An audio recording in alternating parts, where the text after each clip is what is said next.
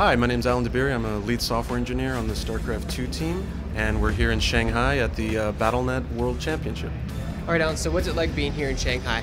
It's awesome, actually. This is my first time in Shanghai. This is an amazing event. We've got thousands of people here watching some fantastic games of StarCraft 2. And can you give us an update on what's going on with Heart of the Swarm? Sure. We're actually getting really close now. We've just announced the release date.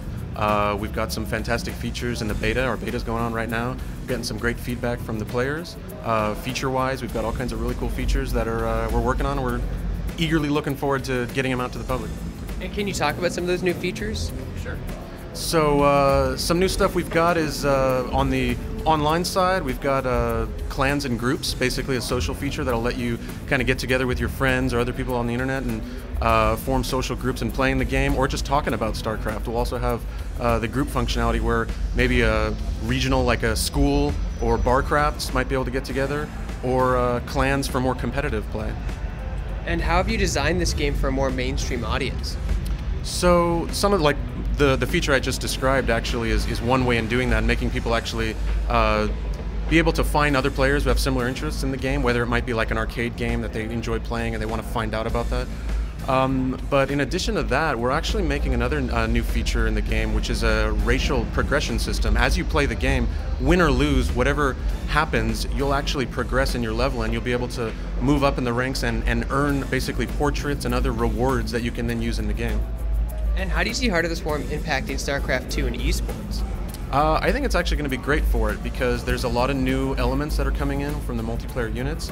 So it's going to kind of mix things up a little bit and make some of the games really interesting. In addition to that, we're adding a bunch of new features to help out esports as well, like a custom observer functionality we're adding where tournaments can actually change the way that the user interface looks for tournaments.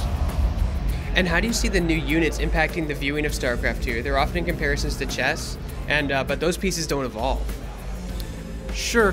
I mean, looking back to StarCraft and just our esports in general, we definitely evolve. I mean, we're constantly looking at the game and balancing it and tweaking it. So while it's true that chess is kind of the same game, it's always been that way forever. I think with StarCraft and StarCraft 2, it's kind of worked out where we've just been on top of it and watched it and managed it, and I think it'll actually, be healthy for the game. And what impact do you see events like BWC having on the growing StarCraft community? I think it's fantastic. WCS in general has been awesome.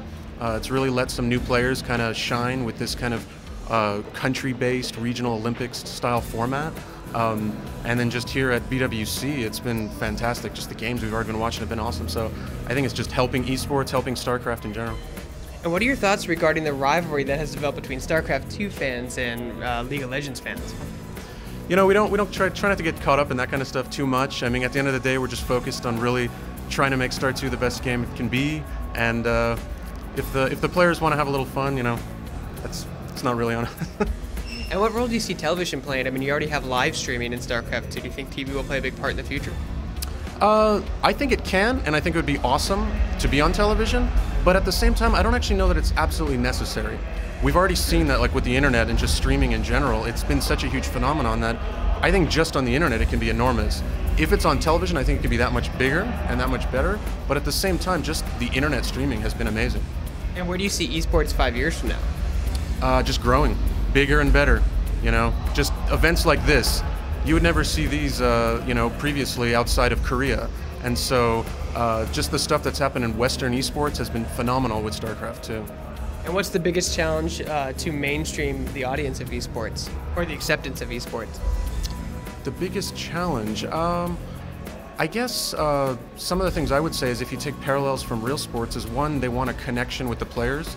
And so being able to really have a storyline around players is extremely useful. But then the other thing is from a game sense, they really need to understand the game and be able to follow the game. And so I think that's something on us to try to do a better job of really presenting it. And so that kind of ties back to that custom observer feature I was talking about, things like that, where we can really help the spectator watch the game in a better way.